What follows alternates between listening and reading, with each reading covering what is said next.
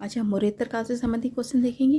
देखिए, हमने बताया था मौर्योत्तर काल की हमें जानकारी कौन कौन देता है। बौद्ध ग्रंथ का विद्या दिव्यावदान में मिलती है, मिलिंद में भी मिलता है, ठीक है। और किस में मिलता है? गार्गी संहिता में भी मिलता है हमें मौर्योत्तर काल की जानकारी। और मेरुतुंग का जो है थेरावली, उसमें भी जानकारी मिलती है। तो मेरुतुंग की कौन सी है रचना? थेरावली है, उसमें भी हमें उल्लेख मिलता है मौर्योत्तर काल का। अयोध्या लेख है, उसकी भी जानकारी हमें मिलती है मौर्योत्तर काल के बारे में। और ये किसका है? पुष्यमित्र के धनदेव जो राजपाल थे, धनदेव, उनका अभिलेख है ये अयोध्या लेख, ठीक है। तो मौर्योत्तर के बारे में जानकारी हमें कौन कौन देता है? बौद्ध ग्रंथ हमने बताया था, महाभाष्य है पतंजलि का, गार्गी संहिता है, थेरावली है और अयोध्या लेख है। तो देखिए, पहला क्वेश्चन क्या कह रहा है कि वर्ण व्यवस्था का यानी कि रक्षक किसे कहा जाता था? तो ये सातवाहन वंश का सबसे महान शासक है, गौतमीपुत्र सातकर्णी को कहा जाता था।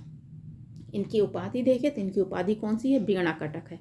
क्या उपाधि इनकी? वीणा कटक उपाधि है। इनका समय है 106 से 130 ईसा पूर्व तक इनका समय रहा है। और ये सातवाहन वंश के सबसे महान शासक थे। इनकी माँ का नाम क्या था? बलसिरी था। और बलसिरी का ही नासिक अभिलेख है, इसमें इन्हें क्या कहा गया है? गौतमीपुत्र सातकर्णी को एका ब्राह्मण कहा गया, आदित्य ब्राह्मण भी कहा गया है। और इन्होंने शक शासक नहपान को हराया था, ठीक है। तो गौतमीपुत्र सातकर्णी ने किसे हराया था? सत शासक नहपान को भी हराया था। तो आंसर पूछा जा रहा है, क्या हो जाएगा? सी हो जाएगा। तो वर्ण व्यवस्था का रक्षक किसे कहा जाता है? गौतमीपुत्र सातकर्णी को कहा जाता है। और इनकी उपाधि कौन सी है? वीणा कटक है। देखिए, नेक्स्ट क्वेश्चन कह रहा है कि मौर्य के बाद दक्षिण भारत में सबसे प्रभावशाली राज्य था, तो वो कौन सा हो जाएगा? सातवाहन वंश हो जाएगा, ठीक है। सातवाहन वंश में अगर हम बात करें तो कर्ण वंश के अंतिम शासक सुशर्मन की हत्या सिमुक ने की थी और सातवाहन वंश की स्थापना की थी। सातवाहन का काल देखें तो 30 ईसा पूर्व से लेके 250 ईसा पूर्व रहा इनका काल। और सातवाहनों ने 300 वर्ष तक शासन किया था। कितने वर्ष तक किया था? 300 वर्ष तक शासन किया था, ये पूछा जा सकता है। उनकी राजधानी क्या थी? प्रतिष्ठान या पैठन थी। और दूसरी राजधानी क्या थी? अमरावती थी, ठीक है। तो सातवाहनों को पुराणों में क्या कहा गया? तो आंध्र कहा गया। क्या कहा गया? आंध्र कहा गया पुराणों में, ठीक है। तो सिमुक ने किसकी हत्या की थी? कर्ण शासक थे सुशर्मन की इन्होंने हत्या की थी और सातवाहन वंश की स्थापना की थी। तो आंसर इसका क्या हो जाएगा? ए हो जाएगा। देखिए, नेक्स्ट क्वेश्चन क्या कह रहा है कि सिमुक निम्न वंशों में से किसका संस्थापक था? तो हमने बताया था कर्ण शासक अंतिम शासक सुशर्मन की हत्या करके सिमुक ने सातवाहन वंश की स्थापना की थी, ठीक है। और अगर सिमुक की बात करें तो ये जैन और बौद्ध धर्म का इन्होंने निर्माण करा था, मंदिरों का, ठीक है। सातवाहनों में यानी सिक्कों का ढेर बात करें तो जोगलथम्बी से मिला है। और इन्होंने कौन कौन से सिक्के चलाए थे? सीसा, तांबा, पोटीन और चांदी के सिक्के चलाए थे। लेकिन इन्होंने सोने के सिक्के नहीं चलाए थे, याद रखेंगे। सातवाहनों ने सोने के सिक्के नहीं चलाए थे, जैसे कुषाणों ने चांदी के सिक्के नहीं चलाए थे, ठीक है। तो सिक्कों का ढेर हमें कहाँ से मिलता है? जोगलथम्बी से मिलता है सातवाहनों के सिक्कों का ढेर हमें। सातकर्णी प्रथम है, इन्होंने 2 अश्वमेध यज्ञ किए थे और एक राजसूय यज्ञ भी किया था। इनकी जो रानी थी नागानिका की नाना घाट अभिलेख में उल्लेख मिलता है, इन्होंने ब्राह्मण और बौद्धों को भूमि दान दी थी। तो प्रथम शताब्दी में भूमि दान का उल्लेख कहाँ से मिलता है? हमें नागानिका का नागा घाट में मिलता है, ठीक है। और ये किसका? सातकर्णी प्रथम की रानी थी। कौन सी? नागानिका के नाना घाट अभिलेख में मिलता है। ब्राह्मणों को भूमि दान का उल्लेख सबसे पहले मिलता है, ठीक है। पूछा जा रहा सिमुक ने किस वंश की स्थापना की? तो सातवाहन वंश की स्थापना की थी। और किसे हरा के? सुशर्मन की हत्या करके, ठीक है। तो आंसर इसका क्या हो जाएगा? डी हो जाएगा। देखिए, नेक्स्ट क्वेश्चन कह रहा है कि किस चीनी जनरल ने कनिष्क को हराया था? तो किसने हराया था? तो पांचाल ने हराया था, ठीक है। अगर हम बात करें कनिष्क के रक्तक अभिलेख में यानी कि हमें किसके नगरों का उल्लेख मिलता है? कौन कौन से नगर हैं? साकेत, कौशाम्बी, पाटलिपुत्र, चंपा का उल्लेख मिलता है, ठीक है। कौन सा रक्तक अभिलेख है जिसमें हमें कनिष्क के 4 नगरों का उल्लेख मिलता है? कौन सा? साकेत, कौशाम्बी, पाटलिपुत्र और अफगानिस्तान में मिलता है ये, ठीक है। और ये रक्तक अभिलेख कहाँ है? ये अफगानिस्तान के सुरकोटा में स्थित है ये, ठीक है। अगर बात करें तो इन्हें किसने हराया था? पांचाल ने हराया था। क्यों? क्योंकि इन्होंने कनिष्क ने अपना दूध भेजकर वहाँ की राजकुमारी थी हान कुमारी। कौन थी? हान राजकुमारी थी। क्या नाम था? हान राजकुमारी था। इनसे विवाह की मांग की थी इन्होंने, जिससे पांचाल ने इस प्रस्ताव को ठुकरा दिया था। इससे नाराज होकर कनिष्क ने चढ़ाई की, परंतु इन्हें असफलता प्राप्त हुई थी, ठीक है। ये हार गए थे। तो पूछा जा रहा है तो कौन है, पांचालों ने हराया था। और कनिष्क की बात करें तो इन्हीं के समय में चौथी बौद्ध संगीति भी होती है और इनकी कला में दो कलाओं का विकास हो रहा है। कौन सा, गांधार और मथुरा कला का विकास होता है। जो बताया था, गांधार में काली सिलेटी पाषाण मूर्तियां बनती थी और मथुरा में लाल बलुआ पत्थर से बनती थी।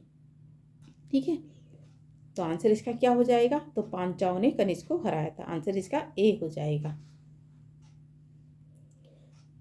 देखिए नेक्स्ट क्वेश्चन क्या कह रहा है कि निम्न में से किस वंश की सीमाएं भारत के बाहर तक फैली थी। किसकी फैली थी, मौर्यों की थी और कुषाणों की थी।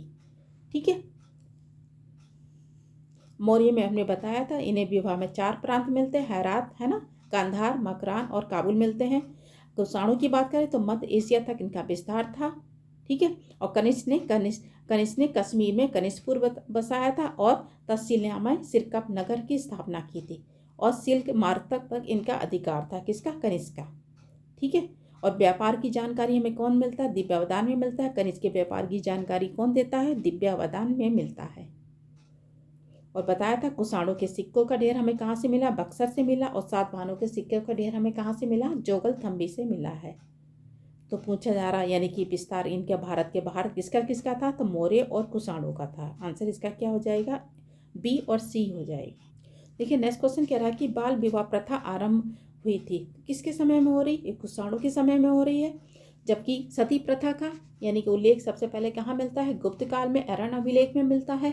ठीक है, तो कुषाणों के समय में बाल विवाह प्रथा शुरू होती है और कन्या की विवाह की उम्र कितनी मानी गई, 8 से 10 वर्ष तक की आयु मानी गई है विवाह की उम्र। और प्रथम शताब्दी में शुरू हो गया था, कनिष्क के समय में ही। ठीक है, स्त्री के उपनयन समाप्त हो गए थे। ठीक है, स्त्री को उपनयन यानी कि इस पर समाप्ति कर दी गई थी, बाल विवाह का प्रचलन शुरू हो गया था और स्त्रियों की स्थिति यानी दयनीय हो गई थी। ठीक है, गुप्त काल में क्या हो गया था, सती प्रथा शुरू हो गई थी और इसका सती प्रथा का उल्लेख हमने बताया था कौन कौन करता है, इब्न बतूता करता आयोजन में। ठीक है, अजोधन में इन्होंने विस्तार से वर्णन किया है, बर्नियर ने लाहौर में विस्तार से वर्णन किया है इसका सती प्रथा का और उन्होंने आंखों देखा वर्णन किया है इसका। ठीक है, निकोलो कॉन्टी हैं, बारबोसा हैं, नोनीज हैं, जैसे बहुत से लोग हैं। अकबर ने भी सती प्रथा को समाप्त करने का प्रयास किया था। ठीक है, और राजा राम मोहन राय के प्रयास से 1829 में सती प्रथा को समाप्त किया गया था। तो पूछा जा रहा है बाल विवाह प्रथा आरंभ कब से हो रही, तो कुषाणों के समय हुई थी और विवाह की आयु कन्या की यानी उम्र कितनी थी शादी की, तो 8 से 10 वर्ष तक रखी गई थी। तो आंसर इसका क्या हो जाएगा, बी हो जाएगा। नेक्स्ट क्वेश्चन देखिए, कह रहा है निम्नलिखित में से कौन सा सही सुमेलित है। तो सही पूछा जा रहा है हड़प्पा सभ्यता, चित्ती-घूसर मृतभांड, ये गलत है। ठीक है, कुषाण काल में देखिए, कुषाण काल में ही गांधार कला और मथुरा शैली का विकास हुआ था। तो आंसर इसका क्या हो जाएगा, बी हो जाएगा। देखिए नेक्स्ट क्वेश्चन कह रहा है कि कला की गांधार शैली निम्न में से फली फूली थी। अगर फूली थी तो कुषाणों के समय में फूली थी और कुषाणों में कौन था, कनिष्क राजा था। कनिष्क के समय में गांधार और मथुरा शैली का विकास हुआ। गांधार में जो था इसे इंडो ग्रीक शैली भी कहा जाता है और इसमें कैसे थे, इसमें काले सिलेटी पाषाण की मूर्तियां बनाई जाती थी। जबकि मथुरा शैली में कैसे थी, लाल बलुआ पत्थर से बनाई जाती थी। कनिष्क के समय में चौथी बौद्ध संगीति होती है। ठीक है, कौन सी होती है, चौथी बौद्ध संगीति होती है। और कनिष्क की राजधानी क्या थी, पुरुषपुर पेशावर। पुरुषपुर पेशावर में ही इन्होंने 400 फीट ऊंचा 13वां मंजिल टावर भी बनवाया था। किसने, कनिष्क ने। और कनिष्क के समय भी फली फूली थी। ठीक है, और यानी शासक पूछा जाएगा तो कनिष्क लगाएंगे, वैसे ये क्या हो जाएगा, कुषाण समय में। तो आंसर इसका क्या हो जाएगा, ए हो जाएगा। देखिए नेक्स्ट क्वेश्चन कह रहा है कि इसमें से कौन सा सुमेलित नहीं है। कुषाण में स्वर्ण और तांबे के सिक्के चलाए थे, इन्होंने चांदी के सिक्के नहीं चलाए थे। और सिक्कों का ढेर हमें कहाँ से मिलता है, बक्सर से मिलता है।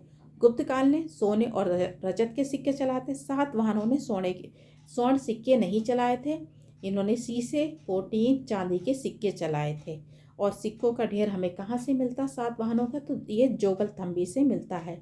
तो ये आंसर इसका सी गलत हो जाएगा। कलचुरी शासक ने देखिए स्वर्ण और रजत और तांबे के सिक्के चलाए थे। ठीक है, तो गलत कौन सा हो जाएगा, इन्होंने सातवाहनों ने शीशे, पोटीन और चांदी के सिक्के चलाए थे।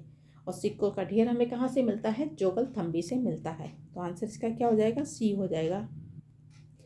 40 देखिए क्वेश्चन कह रहा है सूची 1 सूची 2 में सुमिलित करना है। तो गांधार शैली है गंधार कला का यानी कि किस समय हो रहा है, कुषाणु के समय में, और कुषाणु में कौन हो जाएंगे, कनिष्क हो जाएंगे, तो इसका 3 हो जाएगा।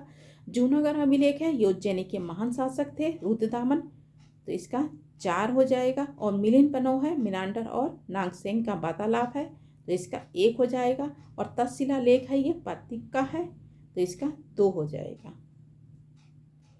नेक्स्ट क्वेश्चन देखिए, कह रहा है अफगानिस्तान के बामियान प्रसिद्ध है, किसके लिए, बौद्ध प्रतिमाओं के लिए प्रसिद्ध है ये। ठीक है, किसके लिए है, बौद्ध प्रतिमाओं के लिए। और ये बामियान पहाड़ियों को काटकर बनाई गई थी, जो आगे चल के तालिबान ने इस प्रतिमा को नष्ट कर दिया था। ठीक है, तो आंसर इसका क्या हो जाएगा, डी हो जाएगा। नेक्स्ट क्वेश्चन देखिए, कह रहा है जो कला शैली भारतीय और यूनानी ग्रीक आकृति में सम्मिश्रण था, उसे क्या कहा गया, उसे गांधार कहा गया है, इंडो ग्रीक भी कहते हैं इसको। ठीक है, क्या कहते हैं, इंडो ग्रीक भी कहते हैं इसको। ये सदैव कैसे बनते थे, हरित स्तरी या सिल्क चट्टान से प्रयोग ही इसका प्रयोग होता था मूर्ति बनाने के लिए, तो आंसर इसका क्या हो जाएगा, सी हो जाएगा। 43 देखिए, गांधार कला शैली का एक संश्लेषण है, कौन सा है, भारतीय और यूनानी का सम्मिश्रण है। ठीक है, और हमने बताया यूनानी देवता अपोलो की नकल की गई है इसमें। ठीक है, और ये कैसी, गांधार कला से संबंधित है, तो आंसर इसका क्या हो जाएगा, डी हो जाएगा। 44 देखिए, क्या कह रहा है कि निम्नलिखित में से किस मूर्ति कला में सदैव हरित स्तरी चट्टान सिल्क का प्रयोग किया गया है, तो वो कौन सा हो जाएगा, ये गांधार मूर्ति कला हो जाएगा।